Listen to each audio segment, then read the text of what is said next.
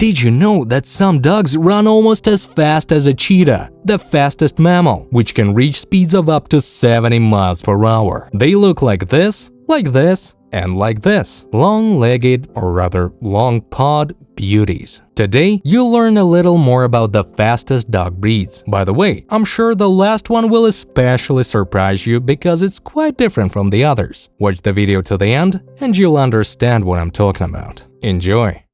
Let's start with the most interesting part, the record. A speed of 41 miles per hour was recorded on March 5th, 1994 in Australia by representatives of the Guinness Book of Records. And at the start, it was even 56 miles per hour. This is how a dog named Star Title, a greyhound breed, entered history. Smooth-coated sighthounds with a tucked ear appeared in England around the 9th century, but the exact origin of this breed is truly unknown. There are versions about ancestors from ancient Egypt or Greece. It's even believed that Alexander the Great bought one greyhound for a fortune, and in ancient myths, gods were often accompanied by similar smooth-coated dogs. In general, the history is shrouded in mystery. It is only known that the literal translation of the breed's name is grey hunting dog, or, according to another version, dog for hunting grey game. That is, hares. For this purpose, the breed was actually used in England in the 9th century. English nobility regularly used greyhounds to search for and catch deer, foxes,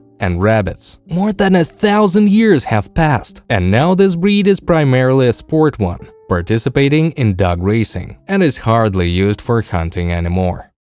By the way, about dog racing, you may have never heard of them, so I'd like to give you a brief historical background. The first mentions of these competitions can be found as far back as the 6th millennium BCE. The treatise on hunting describes competitions of sighthounds chasing live game. What did the process look like? Well, something like in the picture. They would take a live rabbit, release it from its burrow, and then release the dogs after it. And the one that caught the prey faster than the others won. In reality, it was a kind of training before hunting. After all, any dog needs to be taught something first. However, despite the fact that the death of the rabbit occurred quite rarely, animal protection societies vehemently protested against the use of live bait. But the artificial hare appeared only at the end of the 19th century. It was then that the first national racing club was created, and a set of rules for dog racing competitions was established. Since then, much has changed. Special tracks, stadiums, synodromes, it's almost like racetracks but for dogs. And by the way, despite the fact that they replaced the live rabbit with an artificial one, animal rights activists have not calmed down. Now they protest against the inhumane treatment of dogs. In reality, some pets who have finished their racing careers do have a rather sad fate. They simply become unnecessary and are euthanized. But is a dog just a tool for winning competitions? Alright, let's not dwell on the negative. Let's talk about the good. This is the German Shepherd, one of the most popular breeds in the world. And this is its first officially registered representative, a dog named Graf. The photo was taken in 1882. It was then that Max von Stephanitz developed this breed. Its development was carried out according to strict principles. Only the most outstanding shepherd dogs, reaching physical and mental maturity, thanks to constant training, were chosen for breeding, because these dogs were primarily intended for flock protection and had to possess unsurpassed qualities. However, time passed and the need for flock protection gradually faded, which prompted the search for a new application for German Shepherds. Then, the excellent qualities of the breed came in handy in the military. During the First and Second World Wars, the German Shepherd took up all the advanced positions in every sense. One of the main advantages of the breed became its speed. The maximum registered speed is 30 miles per hour. Not bad in my opinion. What do you think? And the next breed has long been famous on the internet for its unusual appearance, with a height of up to 33 inches, a narrow elongated head, and a long nose. This is a description of the Russian Borzoi, a breed of dog originating from Russia. According to numerous sources, the breed appeared in Russia during the reign of Ivan the Terrible. That's the 16th century. According to some versions, the Borzois were brought from Persia and the Kazakh Khanate. The Tsar was fond of hunting, and fast animals came in handy for him. In addition, Russian Borzois were bred, of course, by the nobility. They were guided solely by their own preferences. Mating occurred with many other types of dogs: Crimean, English, Mountain, and others. And only in 1888 was it possible to obtain a standard for the Russian Borzoi. However, disputes about how to bring the dog to a uniform exterior continued for a very long time.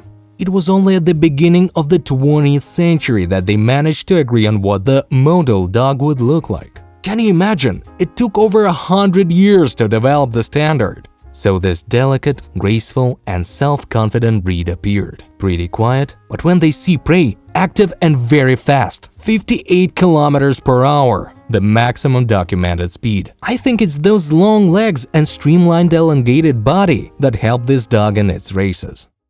And now, I have a little riddle for you. Can you guess which breed I'm talking about? In this adventure movie, there were over 100 dogs, specifically 101. Recognized it? Of course, it's the Dalmatian. The exact history and place of origin of the Dalmatian are unknown, but the breed is believed to originate from the Mediterranean and Adriatic regions, specifically Dalmatia, the historical province of Yugoslavia or Croatia. Accordingly, the name of the breed is associated with its place of origin. By the way, unlike other breeds, Dalmatians were hardly used for hunting. In the 18th century, the main task of these dogs was to accompany horse-drawn carriages, guard them, and protect property during stops. Of course, such dogs had to have excellent endurance, but back then, they were not yet Dalmatians, but so-called carriage dogs. The Dalmatian as a separate breed was only presented at a show in 1860. 30 years later, the first Dalmatian club appeared, and the first breed standard was developed. A large, strong endurance dog with a characteristic 2 or 3 color coat and a running speed of up to 36 miles per hour. Simply incredible! The next breed is considered one of the oldest breeds on Earth, even having genes of a wolf. According to many researchers, these dogs are the ancestors of all other sighthounds. I'm talking about Salukis. Information obtained from excavations in Egypt and the countries of Middle East indicates that these dogs were bred 5,000 to 6,000 years ago. And even then, they were used exclusively for hunting. Salukis seem to possess all the necessary qualities for this. Unique distribution of fur, which not only protects from the cold, but also doesn't attract steppe dirt and thorns. Graceful long legs, allowing them to reach speeds of over 37 miles per hour, and incredible endurance. With such a companion, you could hunt hares, foxes, or jackals. Bedouin tribes highly valued these dogs and even considered them sacred. They allowed them into their tents, treated them with delicacies, and carried them on camels or horses during hunts. It was strictly forbidden to sell or take these pets outside the country. In terms of their value, they ranked second after Arabian horses. Only from the 7th century did Salukis spread to all eastern countries, reaching China, then to the territory of Kazakhstan, and in the 16th century to Europe. But the Arabs didn't like to part with these dogs, so mass breeding of the breed only began in the late 19th century. By the way, some cynologists are sure that Salukis should be called the speed record holders, not the greyhound, because it is believed that Salukis can reach speeds of 42 miles per hour, compared to 41 for the current champion. But this information has not been officially confirmed. The history of the next four-legged hunters dates back to the 9th to 11th centuries. Back then, the ancestors of these dogs, sandhounds, appeared in the territory of Hungary, where the climate was damp and unsuitable for comfortable living. This place became home to the Magyar tribe, and their main occupation, of course, was hunting. To flush out game, nomads began breeding dogs with a sandy color, which were well-oriented in the terrain and well adapted to the terrible weather conditions. Later, the appearance and characteristics of these dogs attracted the attention of Hungarian aristocrats. This led to the crossbreeding of sandhounds with other breeds to create the perfect companion. Systematic and random matings led to a stunning result: the appearance of golden hunting dogs with a stable genotype. These dogs were highly valued by Hungarian nobles who used them in hunting for game. In the 18th century, breeding came under careful control. A breeder named Zai initiated the development of a new breeding program. Under his leadership, work began in the Hungarian town of Zsambék to improve the parameters of short-haired sandhounds, which took more than 150 years. Thus, the Hungarian Vizsla appeared. Of course, it made it to our list for a reason. It's truly one of the fastest dog breeds. It can reach speeds of up to 39 miles per hour.